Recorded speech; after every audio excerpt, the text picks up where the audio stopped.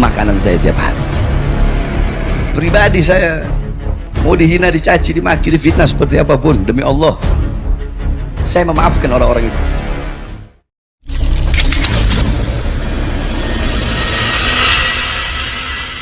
Sejumlah isu kehidupan pribadi Habib Bahar bin Smaid telah menjadi fenomena sosiologis yang memicu pertanyaan besar yang terus menyeruak ke permukaan.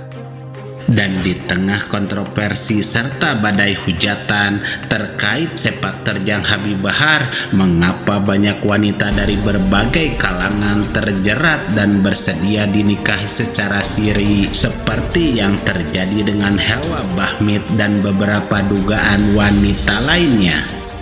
Kita akan memulai analisis pondasi dan status inti dari rahasia penting daya tarik gelar Habib keturunan langsung Nabi Muhammad SAW di mata sebagian wanita yang dianggap sebagai privilege spiritual tak ternilai. Cara dan gaya ciri khas Habib Bahar dalam menundukkan hati para wanita hingga penegasan Buya Yahya yang mengungkap hal penting soal ini. Selengkapnya, mari menyimak sampai selesai agar tidak salah paham.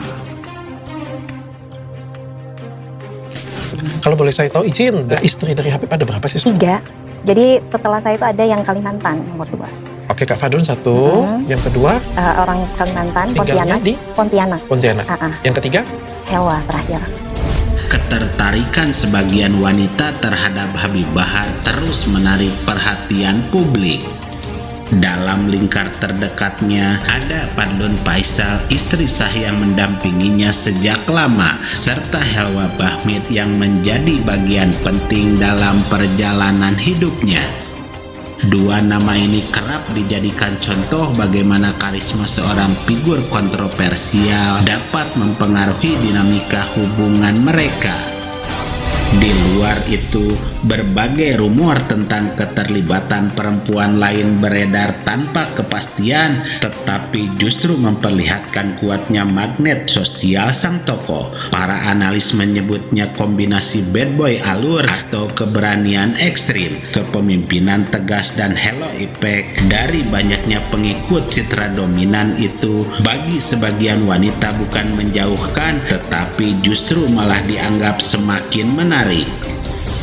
Sebagian dari para wanita yang tidak hanya mencari sosok suami, melainkan imam sejati dari seorang pemimpin yang diyakini mampu membimbing agama, yang membuat wanita menempatkan kepercayaan absolut pada status Habib Bahar sebagai sebuah janji suci yang menjadi kriteria utama sebagai sebuah pelabuhan spiritual yang banyak dicari.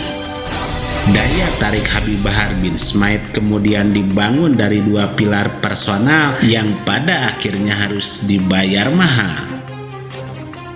Pilar pertama adalah dualisme psikologis yang sangat memikat, karakter publik HBS yang lantang dan berapi-api saat berceramah, memproyeksikan citra pahlawan yang kuat dan protektif, namun kontrasnya terkonfirmasi dari lingkaran terdekat. Istri sah beliau, Fadlun Faisal, pernah menyebut bahwa di rumah suaminya adalah sosok yang lembut dan bertanggung jawab.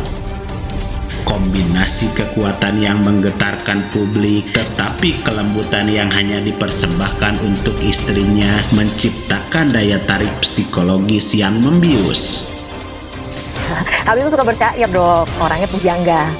Dia tuh husnuzon sama orang tuh. Maksudnya Habib ini nggak pernah pandangannya sama perempuan atau apa. Kan banyak juga dok yang datang ke saya nih minta dinikahin tuh banyak. Oh iya? Iya banyak, saya langsung yang terima. Mungkin nggak, posisinya mereka nggak tahu saya istrinya Habib gitu. Nunggu sampai berhari-hari tuh saya tanya. Sumpah beneran? Iya, minta dinikahin. Wah keren ya. Uminya Habib kejar pakai samurai. Kesel. Minta dinikahin Habib? Minta dinikahin. Daftar? Habib di dalam lapas aja kadang banyak yang minta dinikahin. Kenapa Kak? Nggak tahu kenapa, saya juga bingung. Pilar kedua adalah keterampilan komunikasi personal yang luar biasa. Dalam ruang privat beliau adalah negosiator ulung. Bukti terkuat datang dari pengakuan wanita yang dinikahi siri, Helwa Bahmid. Ia secara terbuka mengaku luluh setelah dirayu dan merasa seperti terhipnotis. Diyakinkan bahwa pernikahan siri adalah jalan terbaik. Rayuan ini menawarkan paket lengkap, bimbingan agama, kasih sayang, dan bahkan janji materi, semua dikemas dalam otoritas spiritualnya. Disinilah janji spiritual bertemu risiko duniawi. Kontroversi terbesar muncul saat Helwa Bahmid kemudian menuding HBS telah menelantarkannya. Kasus ini sontak memicu badai hujatan publik yang meluas. Ini mengungkap teka-teki bagaimana karisma seorang tokoh agama justru digunakan dalam sebuah transaksi di mana wanita berada dalam posisi tawar yang paling lemah. Saya pun juga tidak boleh masuk suudon di sini. Maksudnya saya bertanya, apa yang Anda inginkan? Pengen dianggap orang paling hebat? Hidup itu untuk menjadikan dunia ini baik, bukan untuk menghancurkan. Ini harapan ini kepada semua. Mungkin ada di antara kalangan habaib yang mungkin ada sedikit maaf atau mungkin keluar dari jalur. Tinggal ayo kita ajak diskusi masuk ke jalur yang benar. Mereka manusia, tentu ada pemikiran yang wajar. Di kalangan para kiai juga ada itu. Yang nggak boleh adalah untuk mengambil sisi negatif, untuk diangkat, untuk menjadikan sebuah permusuhan.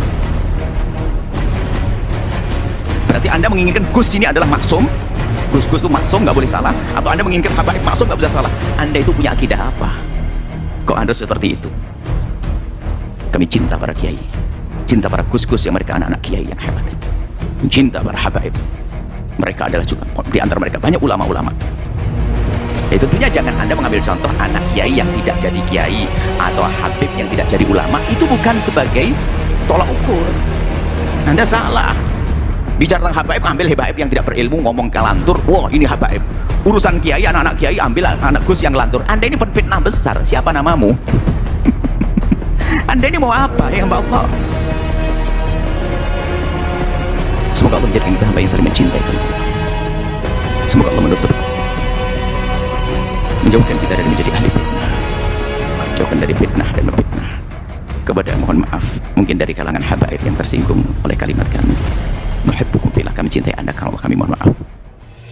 Tanggapan Buya Yahya bukan mengomentari keluarga Habib Bahar, Helwa Bahmid dan yang lainnya secara langsung, tetapi beliau berceramah secara umum terkait pernikahan seperti demikian, serta bagaimana seharusnya memandang netral semua masalah dalam pandangan Islam. Sehingga pesan yang bisa kita ambil bahwa jangan mudah terpesona dan waspadalah dalam memilih pasangan untuk tujuan kebaikan dan pendalaman ilmu.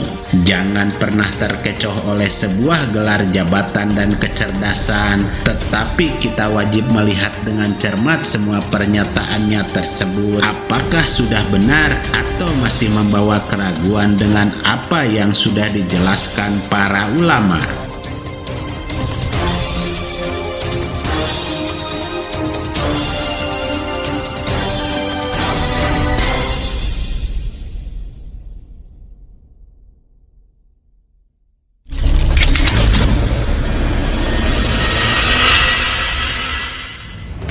Makanan saya tiap hari. Pribadi saya mau dihina, dicaci, dimaki, difitnah seperti apapun, demi Allah saya memaafkan orang-orang itu.